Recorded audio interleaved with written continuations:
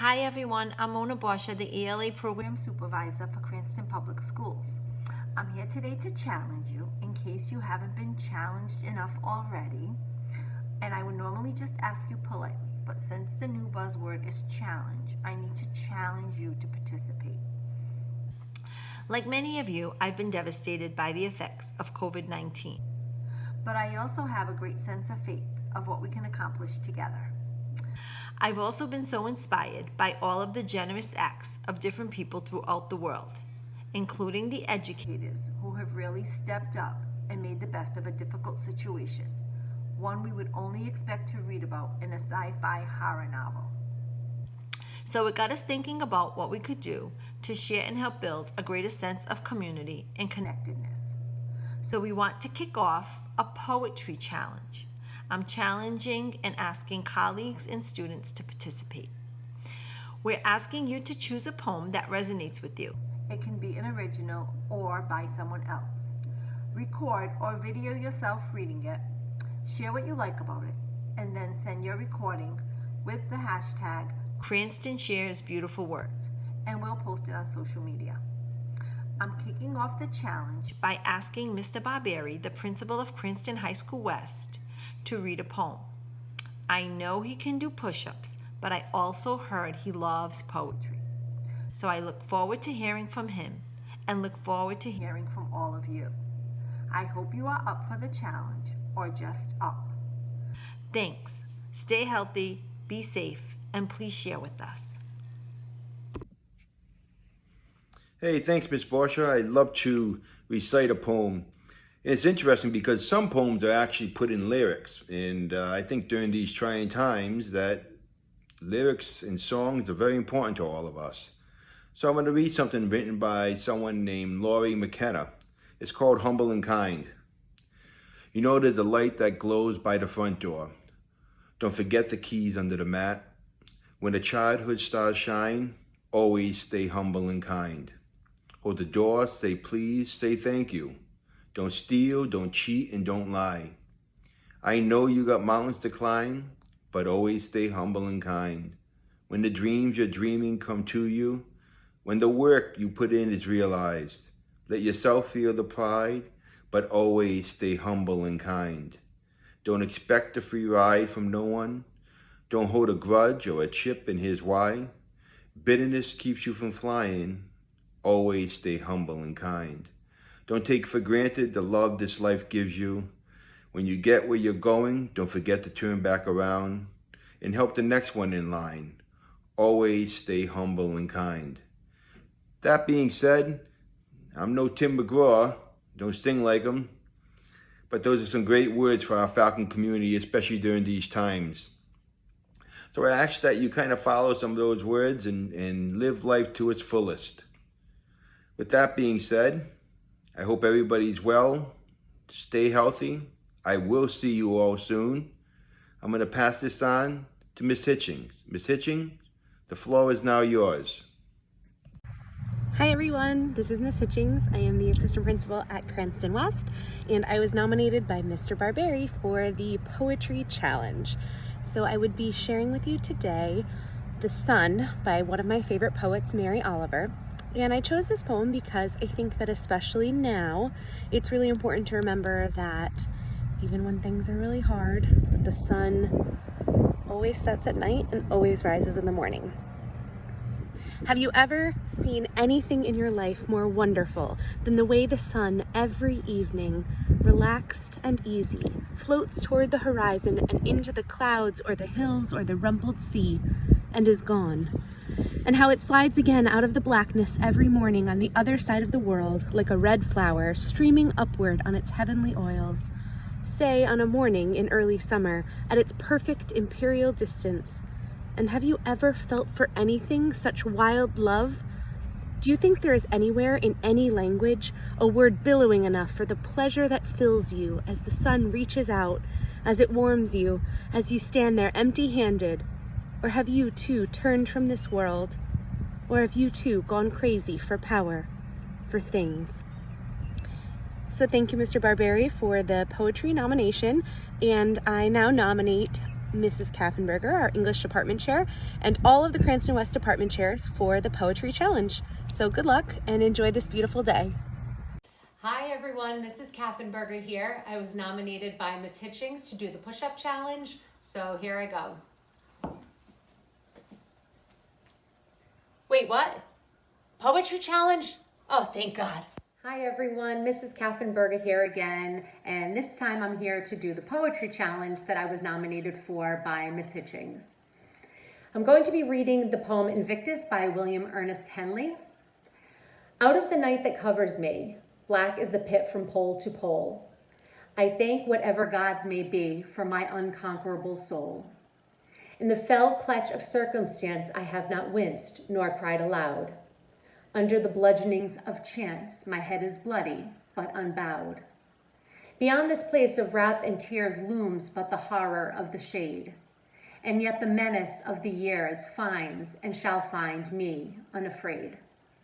It matters not how straight the gate, how charged with punishments the scroll. I am the master of my fate. I am the captain of my soul.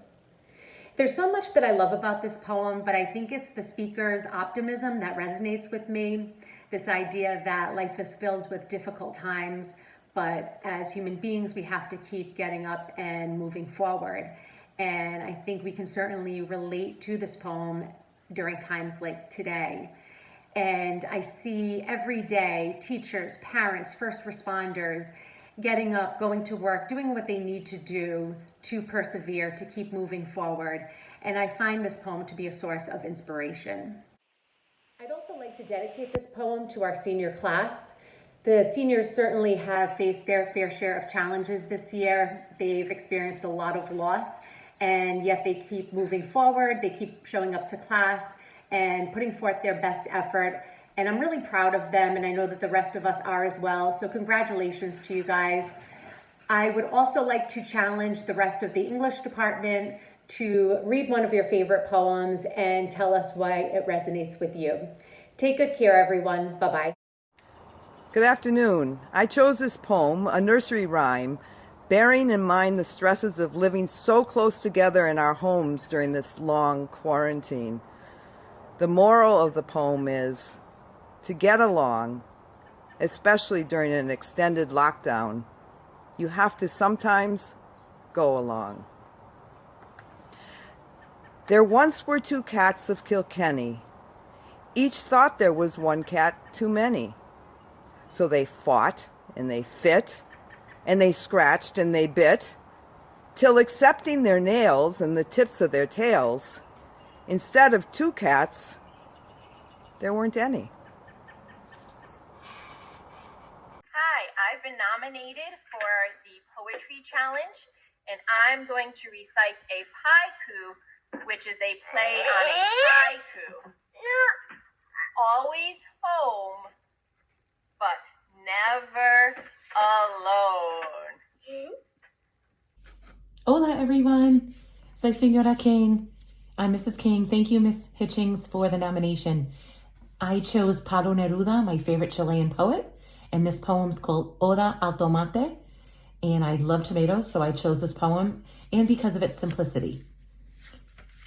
La calle se llenó de tomates, mediodía, verano. La luz se parte en dos mitades de tomate. Corre por las calles el jugo. En diciembre se desata el tomate, invade las cocinas, entra por los almuerzos. The street filled with tomatoes, midday, summer, light is halved like a tomato. Its juice runs through the streets.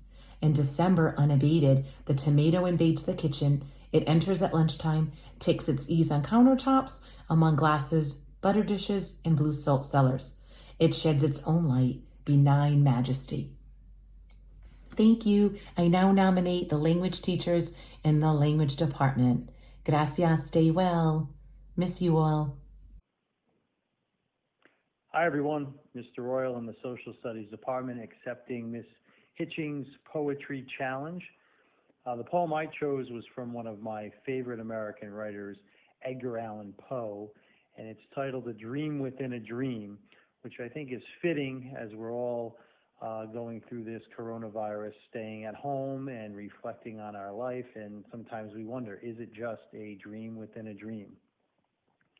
Take this kiss upon the brow, and in parting from you now, thus much let me avow. You are not wrong who deem that my days have been a dream. Yet if hope has flown away in a night or in a day, in a vision or in none, is it therefore the less gone? All that we see or seem is but a dream within a dream. I stand amid the roar of a surf-tormented shore, and I hold with my hand grains of the golden sand. How few, yet how they creep through my fingers to the deep. While I weep, while I weep. Oh God, I cannot grasp them with a tighter clasp. Oh God, can I not save one from the pitiless wave? It is all that we see or seem, but a dream within a dream. I'd like to challenge the Social Studies Department in this poetry challenge. Be safe. Hey guys, so we have this poetry challenge going on, so I thought I'd share one. The poem is called Carpe Diem. Here it goes. Seize the day, don't let it pass. It's now, so make sure it lasts. A man is challenged, pushed to the brink. If eyes are unfocused, thy ship will sink. The pressure is building, but still don't fret. Grasp it, seize it, or lie in regret. Now is gone, but where did it go? Don't blink, just take it, and forever you'll know. Time is so precious and very hard to grasp, so make the most and don't let it ghost, haunt you from the past. But seize a day, it sounds too cliche. I sense some doubt, don't you pout, it is getting away. Now is now, I know you can taste it, now is then, but wait, did you waste it? It's yours for the taking, so what will it be? The challenge is still there, you can't run nor flee. Yesterday was tomorrow, the day before last. Tomorrow will be today, boy it goes so fast. The measure of a man, to hold every second. Seize it when? Too late, you already reckoned. Seize it today, don't lie in regret. Both good and bad memories you'll never forget. So smile and cry, show your emotion. There's no crystal ball or some kind of potion. No secrets or games. It can't be much clearer, so seize it now, oh man in the mirror.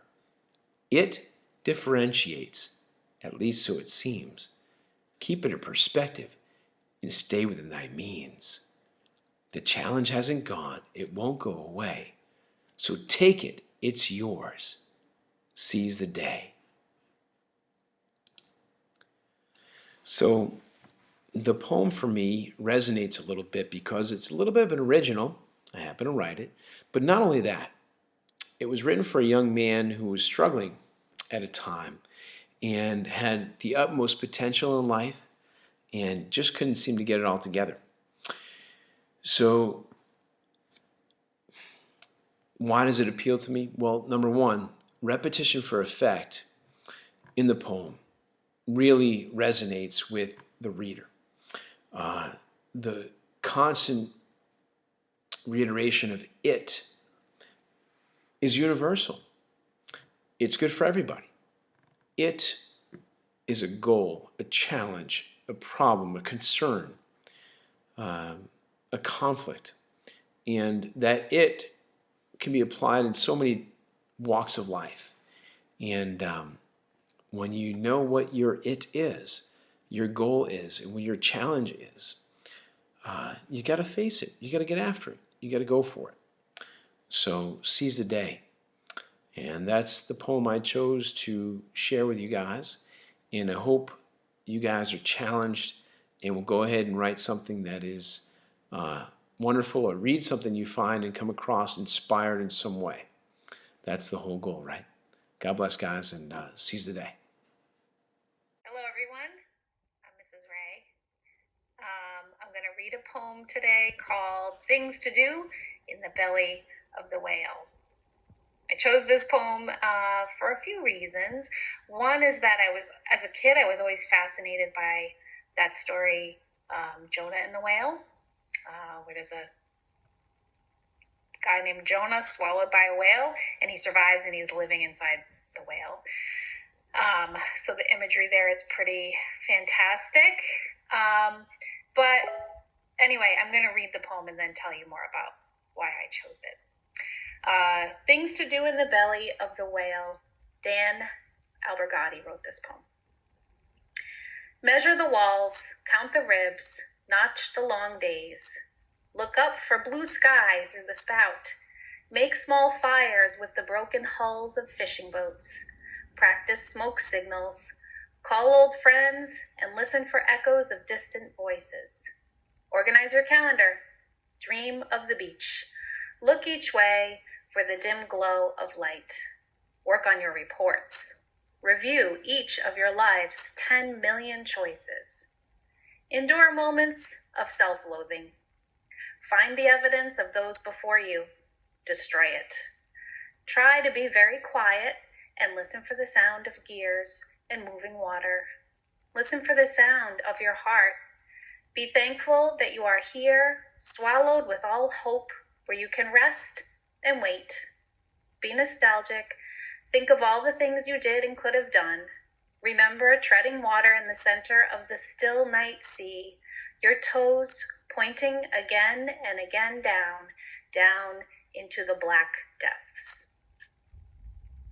Okay, so why did I choose this poem? I feel like it's about being stuck and appreciating where you are, even if you are stuck, and looking around you and taking advantage of what you can do in the position that you're in. It's also, in a way, I don't know, I hear a little bit of relief expressed that the stop happened and that this person was swallowed into the whale and into this place of stillness and calm out of the black depths of the water that the person had been treading in. Anyway, there's a lot in it. I say read it again. It stuck with me since the first time I heard it.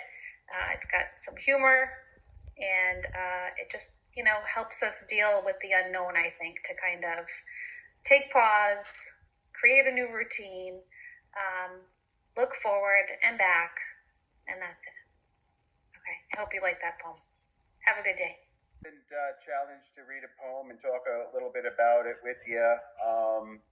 And then I'd love it for all of you to perhaps include a poem that you're drawn to and that you want to talk about and it resonates with you. My daughter's sort of wandering around in the background here, so there might be some added special effects. So here's the poem I chose from Lord of the Rings, Fellowship of the Ring, rather. All that is gold does not glitter, not all those who wander are lost. The old that is strong does not wither, deep roots are not reached by the frost. From the ashes a fire shall be woken, a light from the shadows shall spring, renewed shall be blade that was broken, the crownless again shall be king. Obviously, these are all references to the Fellowship of the Ring, but this poem really resonates with me. I have if you've been in my room, you'll notice that I have not all that those who wander are lost. It's my favorite line from the poem. I like it most because it sort of connects to my spirit of wanting to, experience as much of life as I can, see as many things, and not necessarily be tied to a cell phone or a timetable, and not necessarily be on some guided tour, but sort of figure out and find places in the world that are meaningful to me and aren't necessarily where there are a million tourists. So we're sort of moved far away from that line of thought since we're all stuck in our homes during this pandemic and we can't really wander or explore, but there are places in nature that you might be able to get out there and experience life even though you're stuck at home. The second part of the poem and some of the other language in the poem just sort of sits with me because I think that we are going to rise up from this and become stronger. But right now there's a lot of individual concerns. People are having trouble dealing with the fact that they can't see other people or they're isolated. And what I'm trying to do during this time is be there for other people. not worry about whether I'm hungry or I'm tired or I'm sick of this or sick of that, or I want to go out and protest or do this or do that. But I'm trying to make other people's lives better. So I'm trying to not to make it about me, because I know that when this is all over, that we're all going to come together and we will be stronger. But I want to be part of the solution. I want to help people. I don't want to make it all about me. So I really like this poem. One of the reasons that I connect to the poem pretty much the most is that when I was young, I was like a little bit nerdy and I didn't have that many friends. And I spent a lot of time reading. And some of the earliest pieces I read were fantasy. And, The Fellowship of the Ring and The Lord of the Rings and a lot of the fantasy novels that I read sparked my interest for adventure and for the underdog, those individuals that everybody casts aside. And a lot of times in a fantasy story, it would be characters that people just push to the side and don't think they can accomplish anything. And it's the same thing with Star Wars. You have a character who's very young and unexperienced and finds a lot of help along the way and becomes great. And so all of those aspects of, the adventure story really have stuck with me my whole life. And, maybe it pushed me into, working with young people, working with literature. Hi everyone, this is Mr. Lancia. I was nominated for the Poetry Challenge by Mrs. Kaffenberger, and I would also like to nominate Brian Hart from the Math Department. Today I'm going to be reading two poems to you. The first one is from my book called Amalgamation. This is all my original work, and I'll be reading one to you from here. And then I'm also going to read you one poem from my favorite author, Charles Bukowski. First I'll read mine, and this poem is called Capture. Let's capture that magic again. Let's all pretend we are kids. The days are long, the sun shines forever, time is limitless. There are no bills, there are no worries, there is no pressure. Let's capture that magic again. We can be anything we want to be. Let's just capture that magic again. And that was my first poem, again called Capture, from my second book, Amalgamation. Now, I'm going to read you a poem that I really, really love, and Charles Bukowski is one of my favorite authors, and this one is called It's Ours. It's ours. There is always that space there just before they get to us, that space, that fine relaxer, the breather, while say flopping on a bed thinking of nothing, or say pouring a glass of water from the spigot, while entranced by nothing, that gentle, pure space. It's worth centuries of existence, say, just to scratch your neck while looking out the window at a bare branch. That space there before they get to us ensures that when they do, they won't get it at all, ever. And that is, a poem that I really enjoy, that resonates with me. And I hope you guys are doing well and continue to do well and continue to read and write during this quarantine. Thanks, guys. Have a good one.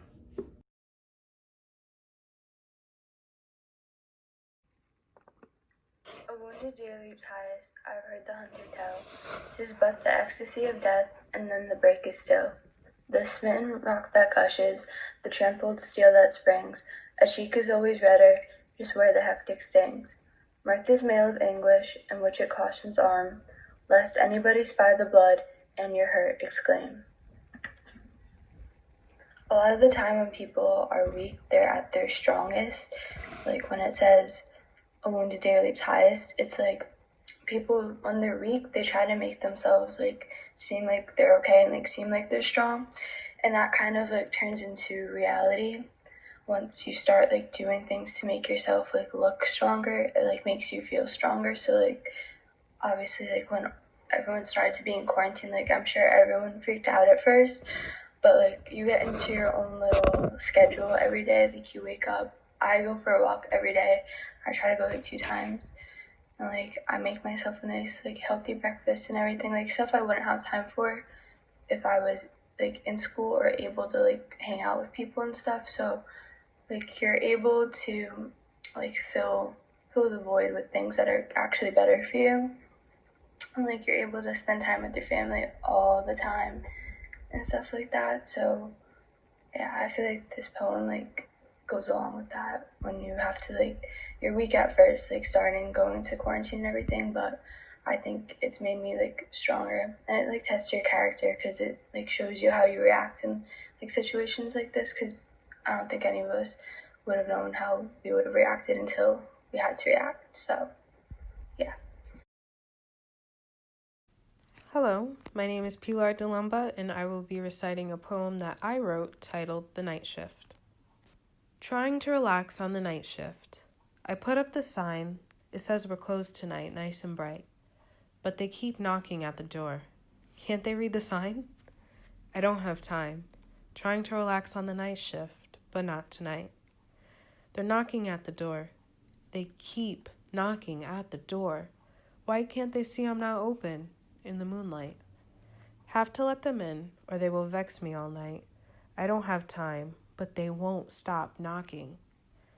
Let them in, then they bring their friends. There's no relaxing on the night shift accompanied by them. They bring their friends, and like a wave, tsunami, no warning for me. I have to deal with them.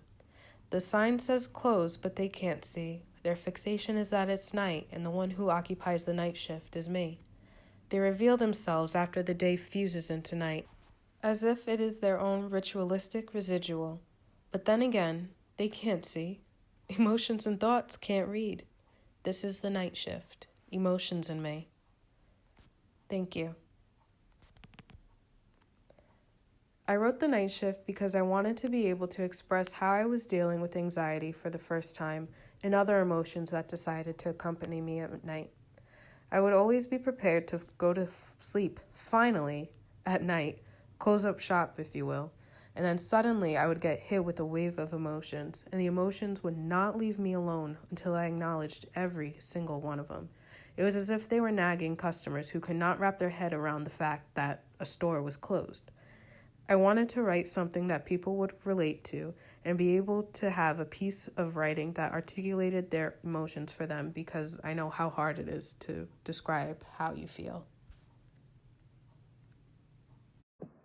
Hello, my name is Catherine Barkus, and I was challenged by Mrs. Fetterman to read my favorite poem. I chose Dante Alighieri's Inferno Canto 1, which is one of his poems within his piece known as The Divine Comedy.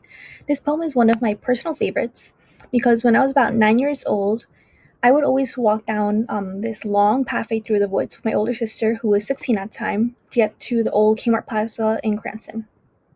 While we were walking through the path, my sister would always recite the beginning of the poem because it was almost as if we were Dante ourselves venturing throughout the forest in the old and lost path. It was her favorite poem in high school, and it soon became mine as we both would recite it as we walked through the pathway. I'm only going to read a short little snippet of it because it's a very long poem, but it's also like the classic lines her and I would recite whenever we would walk down the path years ago. Inferno Canto 1. Midway upon the journey of our life, I found myself within a forest dark, for the straightforward pathway had been lost. Ah me, how hard a thing it is to say. What was this forest savage, rough, and stern, which is the very thought renews the fear? So bitter is it, death is little more, but of the good treat which there I found, speak will I of other things I saw there. I cannot well repeat how there I entered, so full was I of slumber at the moment, in which I had abandoned the true way. Reciting the old poem brings me back my memories of her and I just reciting it ourselves as we walked down pathway, and it also brings back memories when we'd also played a video game of Dante's Inferno. Very good memories for her and I, and thank you for listening. Not by Erin Hansen. You are not your age, nor the size of the clothes you wear. You are not your weight, or the color of your hair. You are not your name, or the dimples in your cheeks. You are all the books you read, and all the words you speak. You are your croaky morning voice, and the smiles you try to hide. You're the sweetness in your laughter, and every tear you've cried. You're the songs you sing so loudly when you know you're all alone. You're the places that you've been to, and the ones that you call home. You're the things that you believe in, and the people that you love. You're the photos in your bedroom, and the future you dream of. You're made of so much beauty, but it seems that you forgot when you decided that you were defined by all the things that you were not. I really enjoyed this poem because it gives you a kind of sense of self-worth and self-love in a society where we lose sight of that a lot because society sets such high standards for us when really all that matters is what's on the inside.